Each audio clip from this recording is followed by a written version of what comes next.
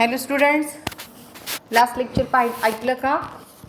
आता या लेक्चरमध्ये in this lecture we will discuss about the adjustment of second problem. Okay, second problem of company final account. Okay, so first I will read and then I will try to explain. Pencil हातात आहे तुमच्या, पेन्सिलनी सगळं लिहून घ्यायचं आहे. You are required to prepare trading profit and loss account for the year ending 31st March 2020 and balance sheet as on that date according to prescribed format in Companies Act 2013. आपल्याला companies ॲक्टप्रमाणे format काढायला सांगितलेला आहे, तुम्ही काढलेला आहे. Okay, first adjustment. The stock on 31st March 2020 was valued at rupees 1,80,000. Obviously it is a closing stock. Trial बॅलन्समध्ये जो दिला होता तो होता ओपनिंग स्टॉक. हा काय आहे? Closing stock. आता याचे दोन इफेक्ट कुठे करायचे? CII म्हणजे काय? चेंज इन इन्व्हेंटरी, हा एक इफेक्ट झाला. आणि सेकंड कुठे लिहायचा? CA म्हणजे काय? Current assets. समजले डबल इफेक्ट? क्लोजिंग स्टॉकचे इफेक्ट काय करायचे? एक आहे चेंज इन इन्व्हेंटरी आणि सेकंड आहे करंट ॲसेट. समजलं? Okay, second adjustment. Create a reserve for doubtful debts at 5% on sundry debtors. डेटर्सवरती आपल्याला RDD टाकायची आहे 5%. नेहमीप्रमाणे आपण एरवीचं असतं तर आपण काय केलं असतं? डेटर्समधून लेस केलं असतं आणि प्रॉफिट लॉसच्या डेबिटला टाकलं असतं. सेम वे हिअर ऑल्सो डेटर्समधून minus from debtors. First effect काय होईल? Minus from debtors. And second काय होईल? हे RDD OEमध्ये टाकणार आपण. OE means other expenditure. समजलं? थर्ड आहे third adjustment. Provide depreciation on plant and machinery at 5% per annum. Tangible asset आहेत की नाही आपल्या? आपण टँजिबल ॲसेटमध्ये मांडलेलं आहे. त्यातून काय करायचं? डिप्रिसिएशन लेस करायचं. आणि सेकंड इफेक्ट, आपण डिप्रिसिएशनचं शेड्यूल काढतो 15 नंबरचं, त्या डिप्रिसिएशनच्या शेड्यूलमध्ये हे मांडून टाकायचं. समजलं? सेम वे फर्निचरमधून मायनस करायचं डिप्रिसिएशन आणि सेकंड इफेक्ट कुठे द्यायचा? 15 नंबरचं जे शेड्यूल आहे त्या शेड्यूलमध्ये मांडून टाकायची डिप्रिसिएशनची अमाऊंट फक्त. समजलं?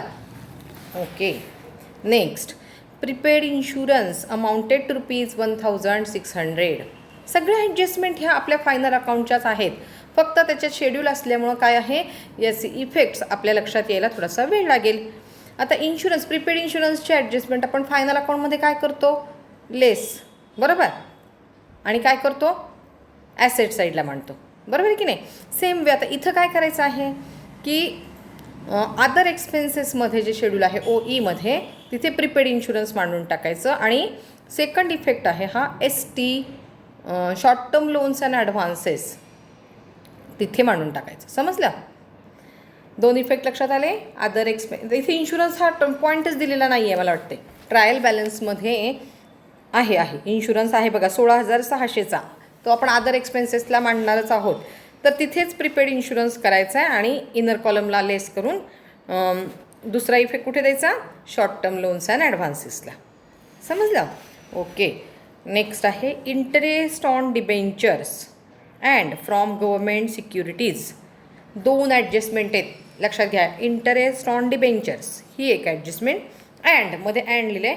From government securities is due यायच्या राहिलेल्या आहेत अँड ॲक्रूड फॉर द इयर. आता हे हिडन ॲडजस्टमेंट आहे. हिडन किती % वगैरे आपण आपल्या ट्रायल बॅलन्समध्ये पाहायचं. आता डिबेंचर किती आहेत? 8%, बरोबर. मग 8%ची काय आहे? 3 लाख रुपीजवरती, बरोबर. 3 8 24, 24,000 पूर्ण वर्षाची आहे. आणि गव्हर्मेंट सिक्युरिटीज दिल्यात बघा आपल्याला ट्रायल बॅलन्समध्ये 10% दिल्यात 50,000च्या, म्हणजे त्याचे 5,000. हिडन ॲडजस्टमेंट आहे, अमाऊंट दिलेली नाही, पण आपण ती कॅल्क्युलेट करायची. अमाऊंट तर लक्षात आल्या तुमच्या. डिबेंचरवरचे किती झाले? 24,000 आणि गव्हर्मेंट सिक्युरिटीजचे 5,000. हे ड्यू आहेत. ठीक आहे. आता ड्यू आहेत म्हणजे ही काय कॉस्ट आहे? Finance cost, FC. एक इफेक्ट कुठे येईल? FCला. अँड सेकंड इफेक्ट कुठे येईल? Current liability CL. समजलं? लिहून ठेवा तिथे FC अँड CL. आता provision for taxation to be made at 50% of net profit. Net profit आपण प्रॉफिट अँड लॉसला कॅल्क्युलेट करणार आहोत. त्यातली टॅक्सची किती करायची आहे? 50% आपण ॲडजस्टमेंट, म्हणजे प्रॉफिट काढणार त्याच्यानंतरची ही ॲडजस्टमेंट आहे. समजलं? म्हणजेच काय आहे की हा जो टॅक्स आहे हा टॅक्स एक्सपेन्सेस म्हणून कुठे येईल? प्रॉफिट लॉसच्या प्रॉफिट लॉसला येईल. डेबिट म्हणायचं नाही, आता स्टेटमेंट आहे, डेबिट क्रेडिट नाही. प्रॉफिट लॉसला टॅक्स एक्सपेन्सेसमध्ये तो येईल 50%.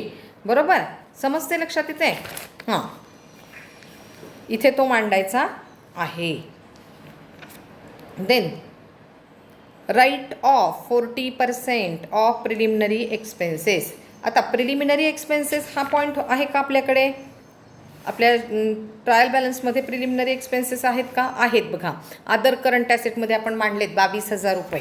त्याच्यावरती ॲडजस्टमेंट आहे. 40% काय करायचे? राईट ऑफ करायचे. काय करायचं म्हणजे मग minus from other current asset, म्हणजे तिथं जे मांडलेले त्यातनं काय करायचे? 40% राईट ऑफ करा, म्हणजेच काढून टाका, म्हणजेच मायनस करा. तिथनं मायनस करायचं अदर करंट ॲसेटमध्ये. आणि second effect OE other expenses. समजते? काय करायचं? अदर करंट ॲसेटमधून मायनस करायचं आणि सेकंड इफेक्ट अदर एक्सपेन्सेसमध्ये द्यायचा. समजलं?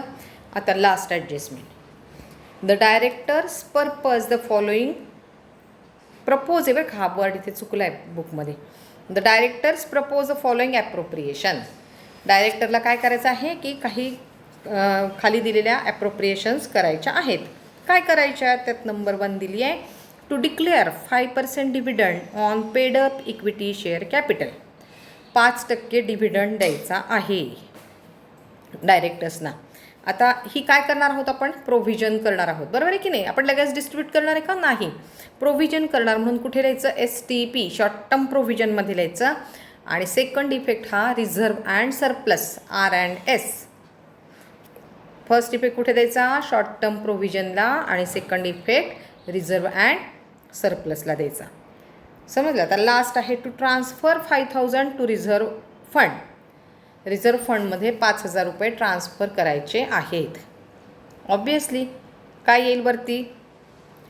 दोन्ही इफेक्ट रिझर्व्ह अँड सरप्लसलाच येतील. लक्षात ठेवा, ही ॲडजस्टमेंट थोडीशी वेगळी ॲडजस्टमेंट आहे. ट्रान्सफर 5,000 टू रिझर्व्ह फंड, दोन्हीही इफेक्ट कुठे येतील? Reserve and surplus. सेकंड नंबरचं शेड्यूल असतं आपलं रिझर्व्ह अँड सरप्लस. वरती रिझर्व्ह अँड सरप्लसमध्ये ॲड करायचं आणि खाली काय करायचे? लेस करायचे. समजलं? Reserve and surplus 5,000 transfer to reserve fund. ठीक आहे? तर अशा पद्धतीने हा प्रॉब्लेम आहे. मला असं वाटतं की मी आता तुम्हाला सगळा प्रॉब्लेम सांगितला आहे, म्हणजे सोडवताना आता तुम्हाला थोडेसे कमी कष्ट पडतील. 3-4 वेळेला व्हिडिओ ऐका, पेन्सिलने लिहून घ्या आणि मग आपण काय करूया? सेपरेट शेड्यूल बनवूया आणि मग मी तुम्हाला तो सोडवून दाखवेन. समजला? काय ॲडजस्टमेंटचे इफेक्ट असतात ते? प्रॉब्लेम लिहा, ॲडजस्टमेंटवरती डबल इफेक्ट लिहून घ्या, प्रॉफिट अँड लॉस अकाउंटचं स्टेटमेंटचा फॉर्मॅट काढा, बॅलन्स शीटचा फॉर्मॅट काढा आणि मग आपण काय करूया? शेड्यूल बनवायला सुरुवात करू. समजला? Okay, bye.